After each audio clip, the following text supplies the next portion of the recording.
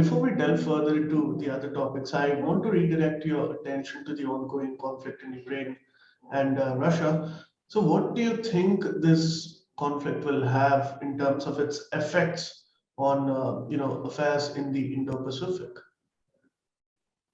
So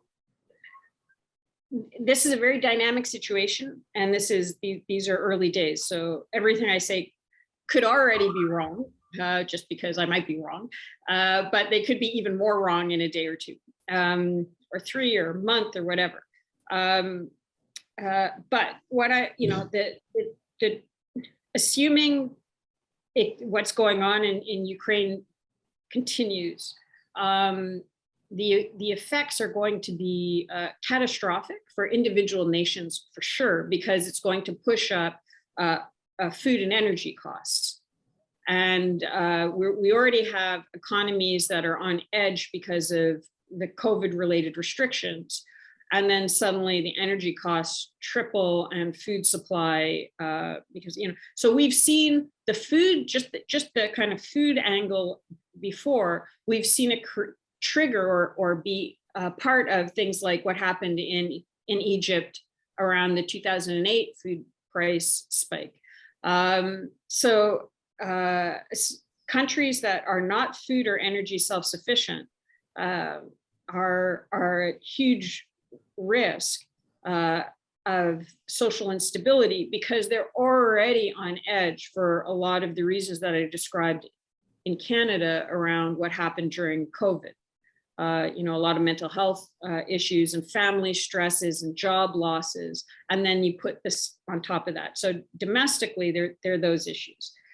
Geopolitically, I think that there's probably a faction, at least within China, that is saying, if we go fast and hard into Taiwan, the West isn't going to do anything. What's happened with Ukraine is it's taken long enough for the West to kind of start to work together a little bit on it. But at the beginning, it was kind of a shocked response.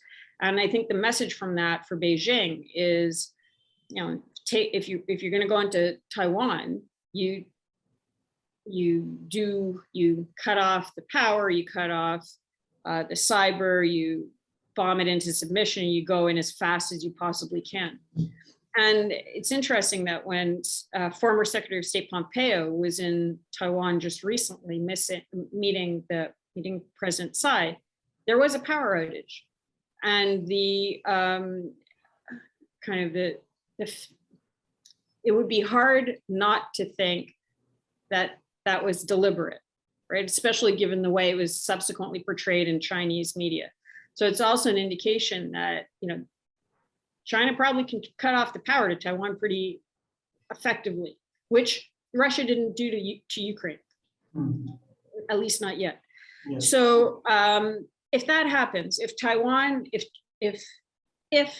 China decides to go into Taiwan and goes into Taiwan hard, and there's no effective Western response, then many of the countries down the coast of China, so Philippines, Malaysia, and then the ones on the coast, like Korea. Korea's a bit, we don't know what's going to happen. In fact, there's about to be an election. Cambodia, they may all say, U.S. isn't going to protect us either. We need to cut a deal with China. Japan will probably at least try to defend itself. Australia, it depends probably on who's in power, but that scenario is pretty well known, that you can lose what's called that first island chain and further down to a Chinese sphere of influence very quickly. I would argue that it's also possible, because of certain issues around the US engagement in the Pacific Islands, which we can talk about if you want, that many of the countries across the Pacific, Palau, Marshall Islands, Federated States of Micronesia, Kiribati, all the way through to Hawaii, could also fall into the Chinese sphere of influence extremely quickly. So you could have sort of a north-south thing and a west to east band, where China could start to deploy from in very short order. So part of my job is to think of worst case scenarios, and frankly, I've been underestimating how bad it can get. And I hope that in this case, I'm overestimating how bad it can get. But all of the pieces are in place for both of those things to happen, for that to be lost and this to be lost if the Taiwan piece gets taken out by Beijing. Please remember to subscribe to us and switch on the notifications for this channel.